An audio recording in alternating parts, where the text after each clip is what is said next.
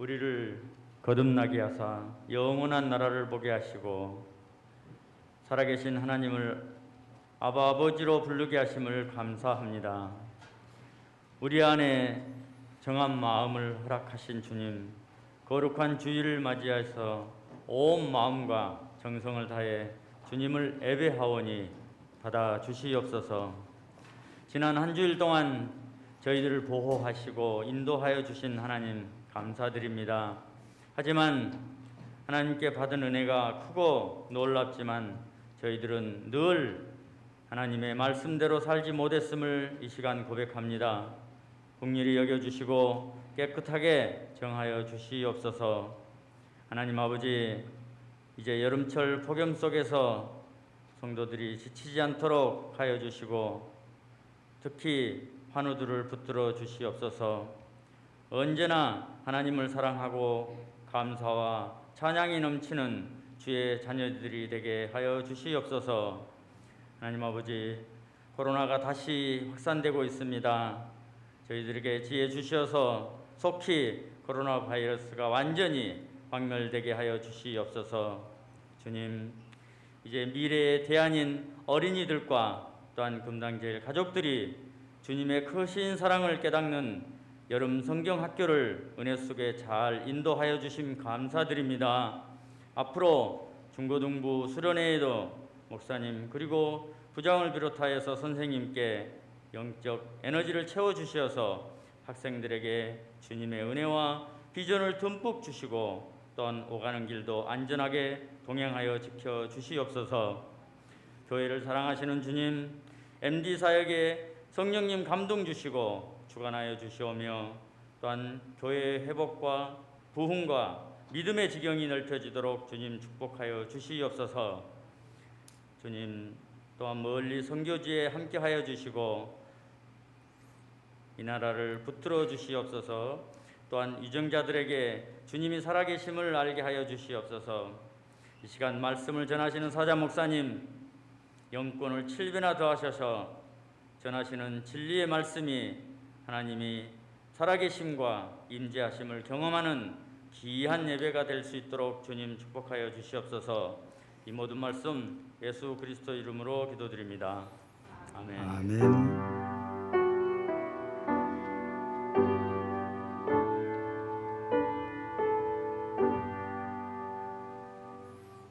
하나님 말씀 보시겠습니다. 구약 성경 역대하 34장입니다.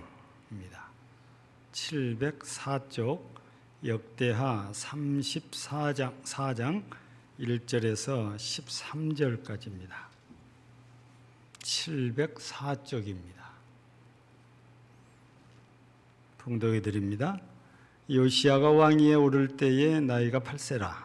예루살렘에서 31년 동안 다스리며 여호와 보시기에 정직하게 행하여 그의 조상 다윗의 길로 걸으며 좌우로 치우치지 아니하고 아직도 어렸을 때 곧 왕위에 있은 지 8년에 그의 조상 다윗의 하나님을 비로소 찾고 제12년에 유다와 예루살렘을 비로소 정결하게 하여 그 산당들과 아세라 목상들과 아르새긴 우상들과 부어 만든 우상들을 제거하여 버리매 무리가 왕 앞에서 바알의 제단들을 헐었으며 왕이 또 그 제단 위에 높이 달린 태양상들을 찍고 또 아세라 목상들과 아르새긴 우상들과 부어 만든 우상들을 빻아 가루를 만들어 제사하던 자들의 무덤에 뿌리고 제사장들의 뼈를 제단 위에서 불살라 유다와 예루살렘을 정결하게 하였으며 또 므낫세와 에브라임과 시므온과 납달리까지 사면 황폐한 성읍들에도 그렇게 행하여 제단들을 허물며 아세라 목상들과 아르새긴 우상들을 빻아 가루를 만들며 온 이스라엘 땅에 있는 모든 태양상을 찍고 예루살렘으로 돌아왔더라. 요시야가 왕 위에 있은 지 18째 해에 그 땅과 성전을 정결하게 하기를 마치고 그의 하나님 여호와의 전을 수리하려 하여 아살랴의 아들 샤반과 시장 마아세야의 서기관 요아하스의 아들 요아를 보낸지라. 그들이 대제사장 hilki야에게 나아가 전에 하나님의 전에 헌금한 돈을 그에게 주니 이 돈은 문을 지키는 레위 사람들이 므낫세와 에브라임과 남아있는 모든 이스라엘 사람과 온 유다와 베냐민과 예루살렘 주민들에게서 거둔 것이라. 그 돈을 여호와의 전 공사를 감독하는 자들의 손에 넘기니 그들이 여호와의 전에 있는 일꾼들에게 주어 그 전을 수리하게 하되 곧 목수들과 건축하는 자들에게 주어 다듬은 돌과 연접하는 나무를 사며 유다 왕들이 헐어버린 성전들을 위하여 들보를 만들게 하며 그 사람들이 성실하게 그 일을 하니라. 그의 감독들은 레위 사람들 곧 무라리 자손 중 야핫과 오바다여 그핫 자손들 중 스가랴와 무술람이라. 다 그 일을 감독하고 또 악기에 익숙한 레위 사람들이 함께하였으며 그들은 또 목독꾼을 감독하며 모든 공사 담당자를 감독하고 어떤 레위 사람은 서기와 관리와 문지기가 되었더라. 아멘. 찬양대 찬양으로 하나님 앞에 영광 돌리시겠습니다.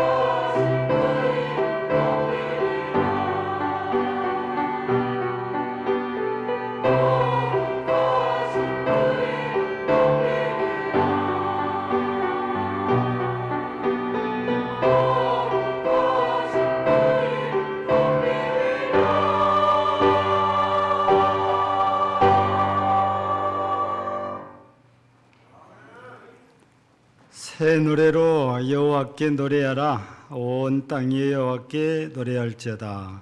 아멘. 감사합니다.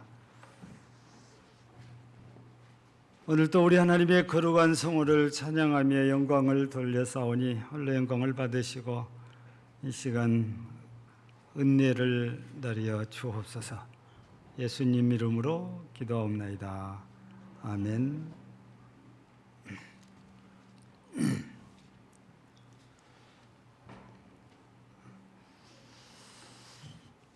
지금은 많이 달라졌지만 옛날 영국 하면 이 민주주의에 시작되는 나라라고 해도 과언이 아닐 정도로 정치적으로 앞서갔고 종교적으로도 굉장히 앞선 나라였지요. 그래서 기독교가 한때는 영국의 국교가 되기도 했지만 이게 세월이 흐르면서 변질이 이렇게 됐죠.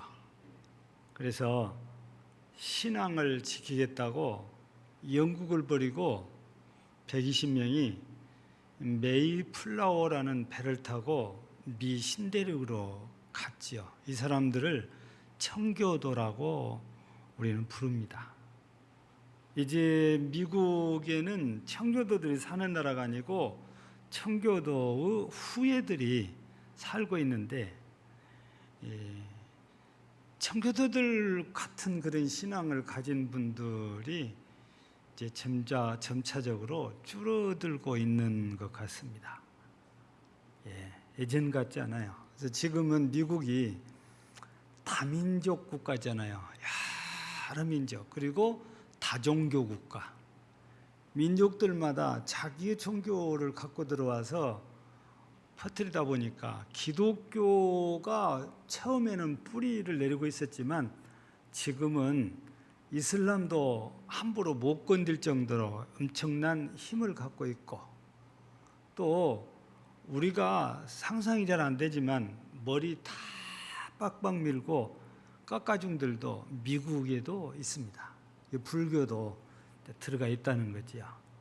그러니까 자기 민족들마다 자기 종교를 가지고 왔는데 지금은 그래서 미국이 다민족 국가에다가 다종교 국가 이거를 부정할 수 없는 그런 현실이 미국이란 나라거든요. 근데 이렇게 되기 이전의 미국도 참 기독교적인 그런 나라였죠.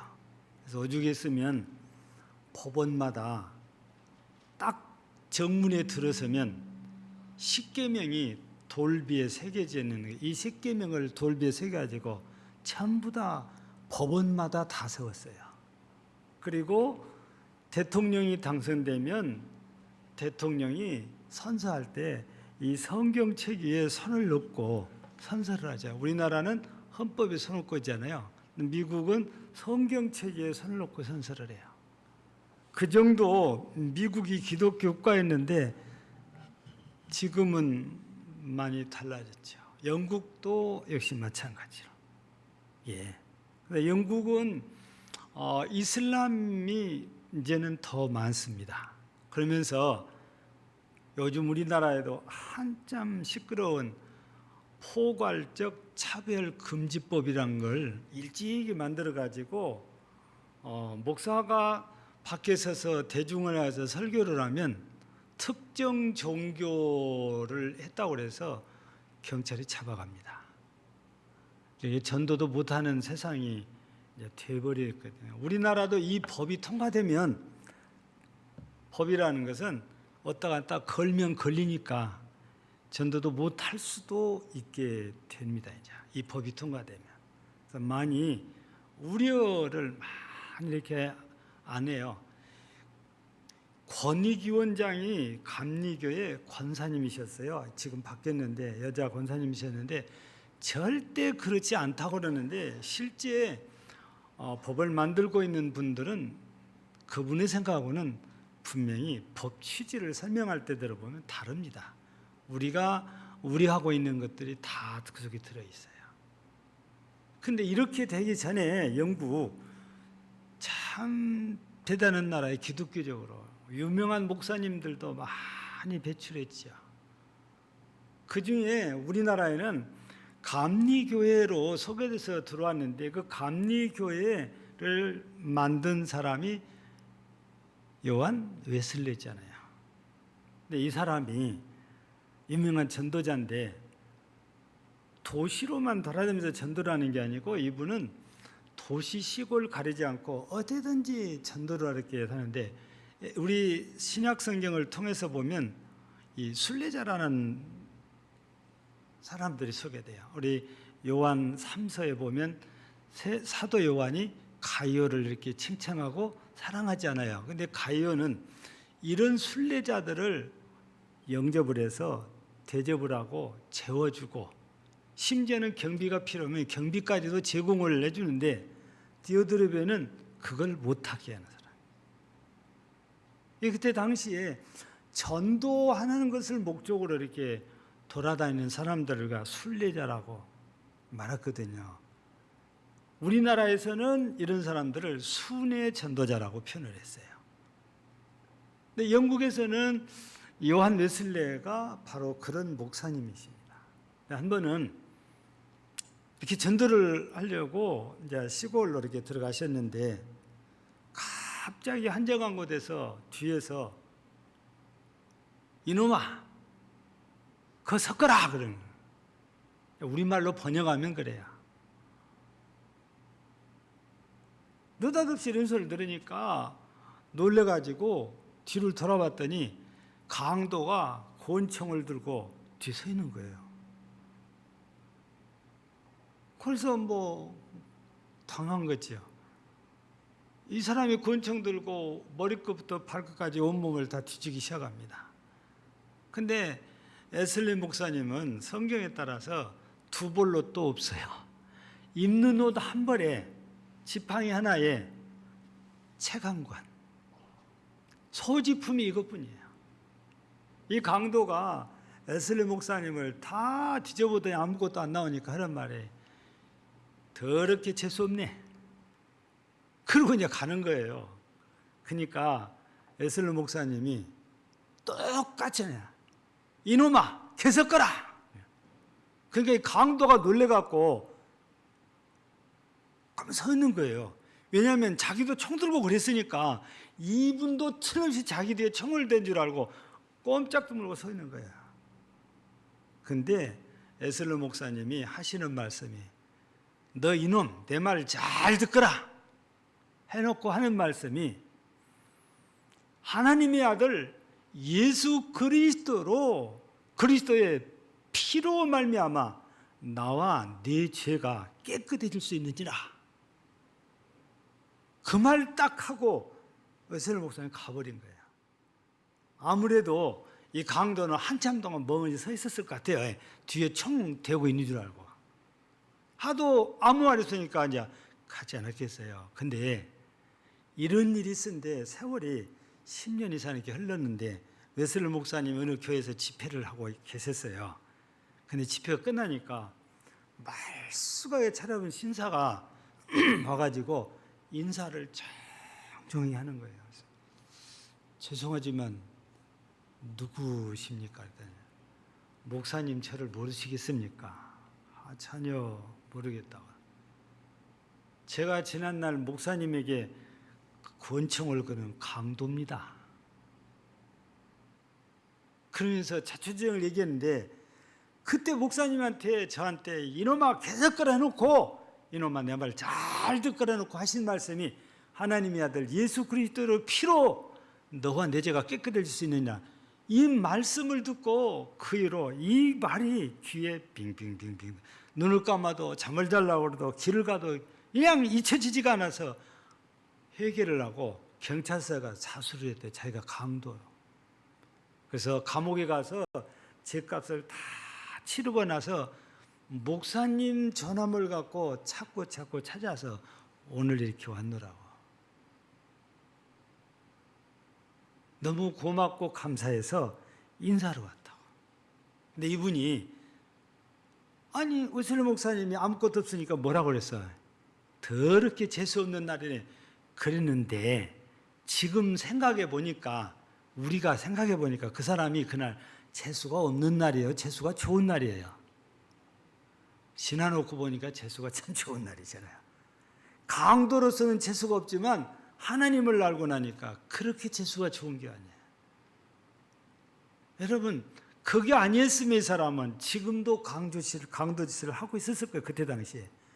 근데 에슬레 목사님 한마디에 하나님의 성령 역사에서 이 기억이 지워지지 않게 해가지고 회개를 시키고 예수를 믿게 만들었으니 이 사람 예수 믿고 구원받았으니 정말 재수 좋은 거지요.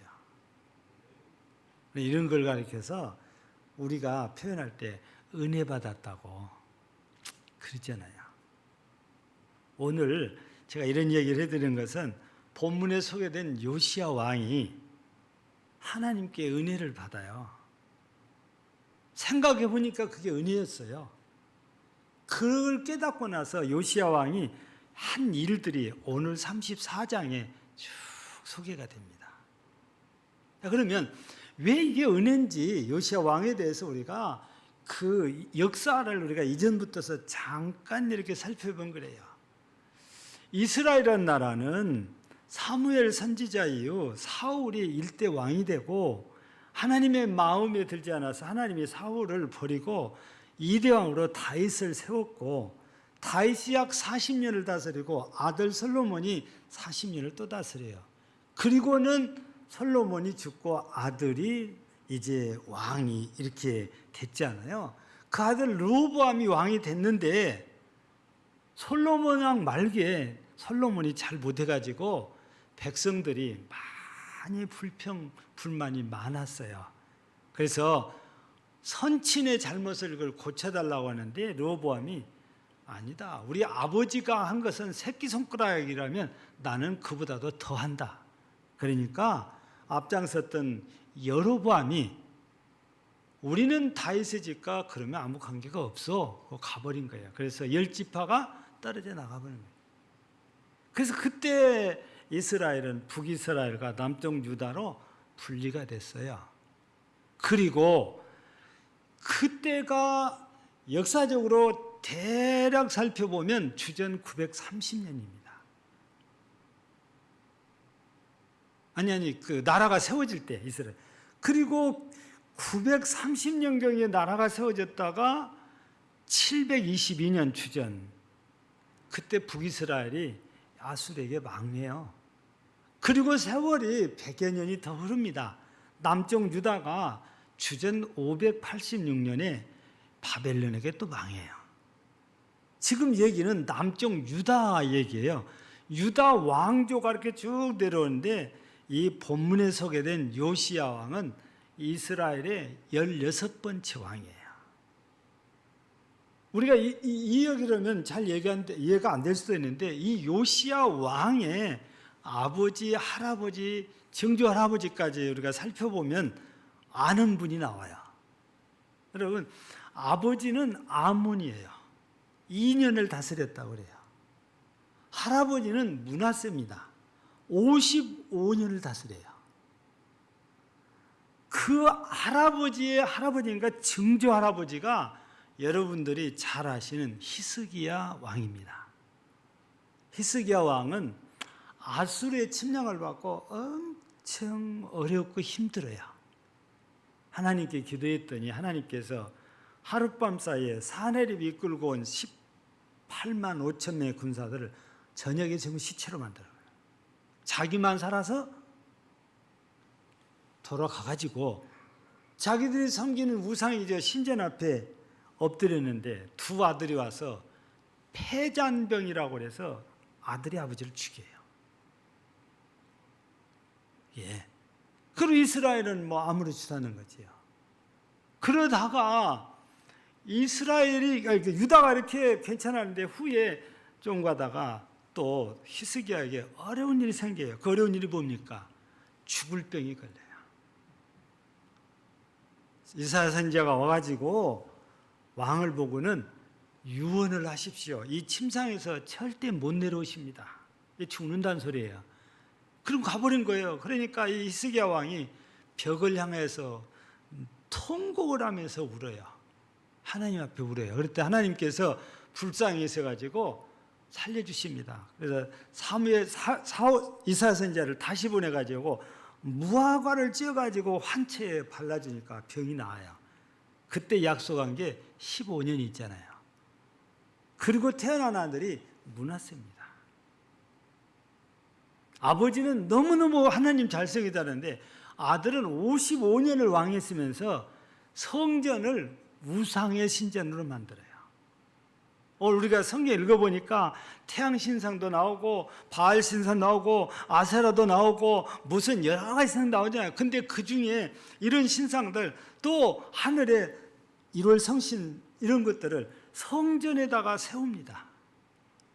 우리 교회는 마당이 없어가지고 설명하기가 좀 그런데 이 예루살렘의 성전은 직사각형으로 이렇게 돼 있어가지고 성전 터가 서쪽에 건물이 있어요. 그걸 우리가 성전이라고 그래요.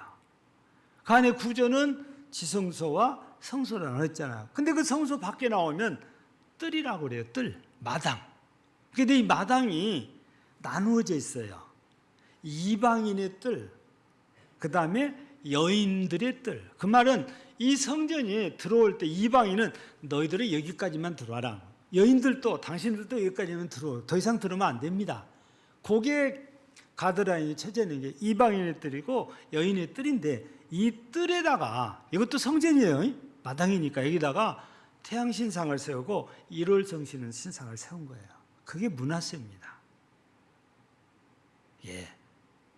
근데 이렇게 하며 살다가 하나님께 호되게 혼인하고 말년에 회개하고 돌아서요. 근데 신상 같은 건 하나도 제거를 안 해요. 그러다가 죽어요. 그러니까 아들 아몬이 왕이 됐단 말이에요. 근데 꼭 르호보암처럼 그래요. 솔로몬이 한 것보다 자기 더 하겠다 그러다가 나라가 두 종각 났잖아요. 아몬도 자기 아버지 므낫세보다 더 우상을 더 섬겨버려요. 그러다가 부하들한테 죽임을 당해요. 그러니까 모반이 일어난 거지요. 여러분 이렇게 되면 역도들이 왕만 죽일까요? 보편적으로 보면 반역한 사람들은요 후환이 두려워가지고 왕에 속해 있는 모든 사람들을 무슨 핑계를 대더니 다 잡아 죽여요. 근데 웬일인지 웬일인지 아몬의 아들 요시야가 안 죽고 살아요. 그리고 왕이 된 거예요. 왕이 될 때가 8살이라고 오늘 성경에 기록되어 있잖아요. 어려서는 뭣도 모르고 백성들이 왕을 세워주니까 왕이 돼서 이 백성들이 이 역도들을 죽이고 이 요시야를 왕으로 세워서 아무것도 모르고 그러고 있어요. 근데 12년이 됐어요. 여러분 성경에 다 나와요. 12년이면 요시야가 몇 살이에요? 20살 딱 돼. 20살. 8살 때 왕이 됐으니까. 그때 행한 것이 뭐냐? 바로 우상 제거하기 시작한 이거 하거든요. 왜 그랬을까? 그리고 18째 되던 해 이 우상 제거를 마치고 성전 수리가 또 시작돼요. 그러거든요. 왜 20살 때 일을 했을까? 아무래도 어렸을 때는 왕은 왕이지만 아무것도 모르니까 그냥 있었는데 철이 들고 보니까 지난 과거 자기 집안을 알고 보니까 자기가 죽어야 마땅해요. 역도들한테. 근데 자기가 살아가지고 왕이 되었고 있단 말이에요. 이게 뭘까? 이거는 하나님의 은혜가 아니면 절대 자기가 살아남을 수가 없는 거예요. 죽어야 마땅해요.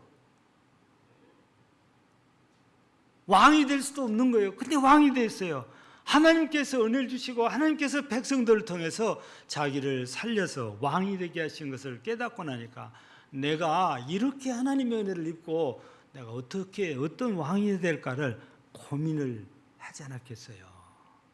그래서 이 요시야가 하나님이 되게 은혜를 줘서 이렇게 됐다면 나도 하나님을 위해서 살아야지 하고 하나님을 위해서 뭐를 하는 것이 좋을까 고민을 이렇게 하게 된 것이에요. 그래서 이 요시야를 성경에서 오늘 2절에서 평가를 내놨습니다. 여호와 보시기에 정직하게 행하여 그의 조상 다윗의 길로 걸으며 좌우로 치치지 아니했다. 하나님의 은혜를 깨달았어요. 내가 왕이 된 게 다 하나님의 은혜예요. 하나님의 도우심이에요. 이걸 깨닫고 나니까 이제는 오직 하나님뿐이에요. 그래서 좌우로 치우치지 않고 오직 다윗 왕처럼 하나님의 말씀만 쫓아가요. 정직하게 그것도. 비록 31년 다스렸으니까 8살에 왕이 돼서 31년 다스렸으면 39이니까 단명해서 좀 아쉽기는 해도 성경에서 이 요시야 왕을 평가할 때 다윗과 똑같이 평가를 했다고 말해요. 요시야 왕이 하나님의 은혜를 알고 나니까 얼마나 하나님을 기쁘시게 해서 잘했던지. 바로 이 요시야 왕이 은혜를 깨닫고 한 일이 오늘 성경에 보니까 첫째가 왕이 된 지 12년에 행한 일이 바로 각종 우상들을 전부 다 예루살렘부터 시작을 해가지고 오늘 성경에 보니까 6절에 보세요. 5절에 보면 예루살렘을 정결하게 했다 이렇게 써놨잖아요. 6절에 보면 므낫세, 에브라임, 시므온, 납달리 이 대부분이 북이스라엘 땅이에요. 그러니까 이 말씀을 보면 요시야 왕이 예루살렘에 있는 유다 땅에서만 이런 일을 하는 게 아니고 이스라엘 전역을 다니면서 모든 우상들을 전부 다 철거하고 우상의 제단들을 전부 다 파헤쳐버린 거예요. 이게 하나님의 은혜를 깨닫고 했던 첫 번째 일이에요. 여러분, 우리도 다 은혜 받은 사람들이죠. 그래서 예수를 믿고 있는 것이고 그래서 오늘 이 자리에 와 앉아 예배 드리는 거잖아요. 요시야만 은혜를 받은 거 아니에요. 근데 요시야는 늦게 철이 들어서 하나님의 은혜라는 걸 깨달았어요. 그래도 그걸 깨닫는 순간 내가 어떻게 해야 될까, 무엇을 할까 생각하다가 하나님이 좋아하시는 일, 하나님이 기뻐하시는 일 이거를 해야지 해서 하나님이 1번, 2번 계명에다 두는 게 우상 문제잖아요. 그래서 우상을 모두 다 철거해. 이거를 가루로 만들어서 죽은 제사장들 무덤에다 다 뿌려주고 뼈를 불살랄 정도로 그 우상 섬기는 사람들에 대해서는 너무한다 할 정도로 했어요. 여러분 우리나라에서도요 무덤을 파헤친 사람은 중죄 중에 중죄인으로 다 그렇게 중죄로 취급하는 게 죽은 자에 대한 해를 끼치는 사람 일이에요. 근데 뼈를 제단에 태워가지고 다 죄를 뿌려버릴 정도로 얼마나 철저하게 하나님의 말씀을 따라가려고 애를 썼는지를 그걸 보여주는 거거든요. 그래서 요시야 왕은 하나님이 기뻐하실 일을 이렇게 찾아서 했는데 첫 번째 일이 바로 우상을 제거하고 우상의 제단들을 허들고 제상들을 죽이고 죽은 자들의 무덤에 뿌려주고 뼈까지 다 불살르는 일이에요. 두 번째 한 일이 이제 20살 때가 우상 제거를 하면 18세대니 하니까 그 뒤에 12년 됐을 때 비교하면 6년이라는 세월이 틀렸어요. 그러니까 26살에 한 일이 이 우상을 전부 다 철고 나서 한 일이 성전을 수리하는 일이에요. 밖에 일을 하고 와서 보니까 성전이 말이 아닌 거예요. 우상은 철거했다 하더라도 그동안에 세월이 얼마나 했습니까? 반백년이 넘었어요. 자기 할아버지가 55년을 통치했잖아요. 므낫세가. 그러면 50년이 넘잖아요. 자기 아버지가 2년을 그랬어요. 반백년이 넘은 세월 동안 우상의 신전처럼 버려져 있다 보니까 이게 완전히 곧 무너질 듯이 보였을 것 같아요. 그래서 어떻게 하든 이 성전을 수리하려고 애를 쓰는데 그래서 헌금도 걷어가지고 그 헌금을 성전 수리한 사람들한테 맡겨가지고 성전을 수리한 거예요. 여러분 겉으로는요 성전을 수리한다고 성경에 되어 있지만 실은 이거보다도 중요한 것이 뭐냐 무슨 의미가 되냐면 성전을 수리하는 목적이에요. 그거는 하나님께 모든 예배의식을 다시 회복시키기 위함이에요. 그때 당시에는 하나님께 제사를 지냈잖아요. 요즘 말로 바꾸면 예배잖아요. 하나님을 섬기는 의식을 하나도 빠짐없이 다시 회복시키는. 그래서 여러분들이 성경을 설교 끝나고 집에 가서 한번 쭉 읽어보세요. 이 뒤에 바로 소개되는 것들이 나와요. 제가 오늘 말씀드리는 것은 우리가 읽은 말씀 뒤에 좀 더 나가지만 그 뒤로 가면은 6월절 얘기가 나와요. 여러분, 이스라엘 절기 있잖아요. 이 성전을 다 수리한 다음에 6월절 지켜요. 반백년이 넘도록 6월절 못 지켰잖아요. 이런 걸 전부 다 회복을 시킨단 말이에요. 그래서 성전 수리가 시작돼요. 그것은 그냥 보이는 건물만 수리하는 것이 아니고 하나님을 섬기기 위한 모든 것들을 회복시켜요. 그래서 제사장들도 불러오고 레위 사람도 불러오고 그래서 하나님께 종교의식을 행할 준비를 완벽하게 하는 것이 성전 수리 속에 다 이렇게 들어있는 거예요.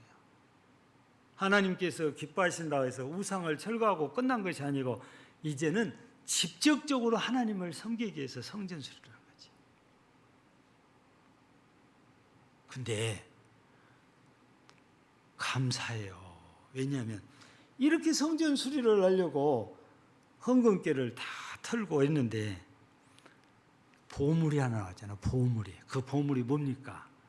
오늘 우리가 읽어보지 않았어요. 그 뒤에 읽어보면 이제 그게 이제 나오는데 14절에 무리가 여호와 전에 헌금한 돈을 꺼낼 때 제사장 hil기야가 모세가 전한 여호와의 율법책을 발견하고 그래요. 아니 헌금 모았잖아요. 거뒀잖아요. 이 헌금을 꺼내려고 헌금계를 열어서 보니까 그 속에서 율법책이 모세 때부터 전해오는 율법책이 나온 거야. 그래서 대제사장인 hil기야가 이거를 요시야 왕에게 갖고 가요. 뭔지 한번 읽어보시오 하고 읽는데 왕이 안절부절을 못해요. 그래서 여러분 19절을 보세요. 왕이 율법의 말씀을 듣자 곧 자기 옷을 찢은지라. 얼마나 하나님의 말씀을 반역하고 살았는지 율법을 듣고 보니까 그래서 거기서 옷을 찢고 회개를 시작해요. 그래서 요시야 왕이 은혜를 깨닫고 우상 철거하고 성전 수리하고 하나님께 종교의식을 행하려고 했는데 아니 그런 요시야 왕에게 율법책을 줘가지고 뭐를 잘못했는지를 하나하나 깨닫게 하시는 거예요. 그래서 왕을 회개시키고 왕이 회개하고 나니까 자기만 회개할 일이 아니에요. 대소신료들을 다 불러내고 백성들을 다 불러내서 그 앞에서 이 율법책을 낭독을 하는 거예요. 너도 나도 통곡을 하면서 울어요. 회개를 해요. 그러면서 우리 오직 여호와 하나님만 사랑하고 섬기며 살자 다짐을 해요. 근데 사람이란 조석변동이 거잖아요. 당장에는 막 하늘의 별이라도 딸 것처럼 그래도 시간 가면은 그게 전부 사그라들잖아요. 그러면 여러분 요시야 왕은 어땠을까요? 요시야 왕도 그때만 반짝하고 끝났을까요? 그렇잖아요. 한번 여러분들이 직접 성경 말씀을 확인을 한번 해보세요.